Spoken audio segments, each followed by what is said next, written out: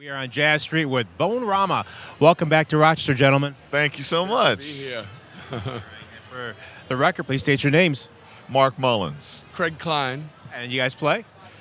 trombone. Trombone in. Yeah, that was a trick question. It almost got me. Play on the that. bone in Bonerama. No, seriously, though, congratulations on the brand new album. And it's called? Bonerama plays Zeppelin. So what inspired the tribute to John Paul Jones and Jimmy Page and Robert Plant and Mr. Bonham?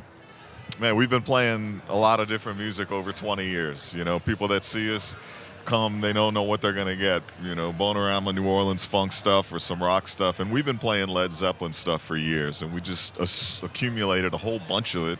And we're like, we should put it all on an album. We had like so much of their catalog together, you know, in the group. So let's put a record out of all Led Zeppelin stuff.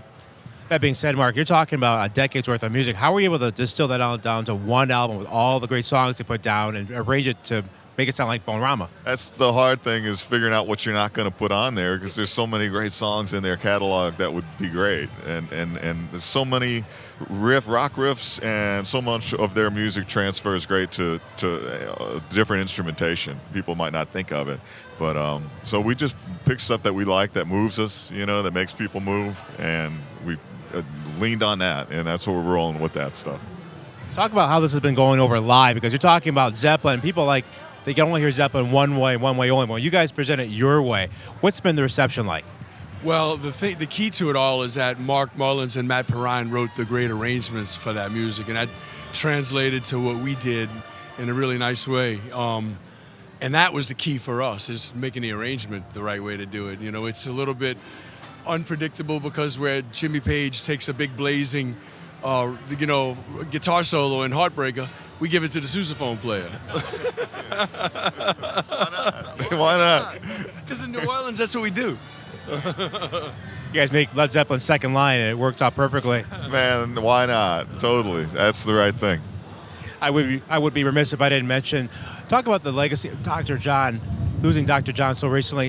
What's his legacy for the New Orleans area, and especially the local scene? Man, he was an ambassador for New Orleans music, like so many other New Orleans musicians, and he just became one of these people that not just the public, you know, looked at and was inspired by his records and his albums, but so many musicians that he touched, that he got to play with, that got to play with him, and even musicians that never got to know him. His impact was just worldwide, and it's still going on and on and on. You know, will always be missed. And we when you finally hear the news that he passed away, you know, everyone had heard that he might have been sick a little bit, but it's just, you never can digest that easily at all, you know. Dr. John was one of those icons that will never be replaced, you know, one of a kind. Just like Louis Armstrong and Fats Domino. We weren't old enough to catch Louis Armstrong, but we were really lucky enough to be up here while Dr. John was part of that, and he's on that level of that kind of a person that will one time in a lifetime. It all comes around like that, and we were lucky to be a part of his, you know, thing here, his journey. Yeah, I appreciate you guys sharing those thoughts because we hear his music, but you guys lived it from the 504, and you saw his legacy every single day. So thanks for sharing those thoughts about him. So going back to now the new album. Have any of the guys from the band reached out to you guys, either Robert or Jimmy, or said, hey, thanks for doing this, guys, or they're fans?